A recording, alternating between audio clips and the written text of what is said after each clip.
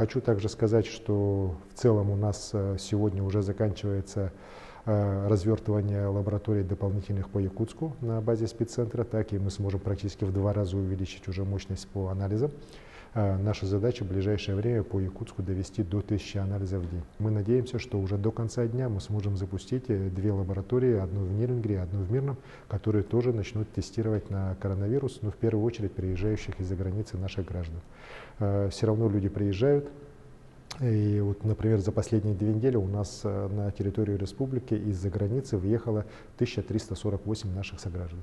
Вот. Ну, все они выявлены, большинство находится на самоизоляции, вот. Некоторые не прибыли еще на территорию республики, так, но находятся, еще раз говорю, уже на территории Российской Федерации. Поэтому эта работа будет продолжаться. Конечно же, мы очень хотим, чтобы ситуация в дальнейшем была вот такой же, то есть не ухудшалась, но для этого всем надо соблюдать те меры самоизоляции, которые предписаны сегодня, особенно все жесткие вот по 4 муниципальным районам: Якутска, Жатай, Мирный, Нирингри, ну и по всей территории республики. Вот лучшие средства борьбы сегодня с вирусом — это оставаться дома.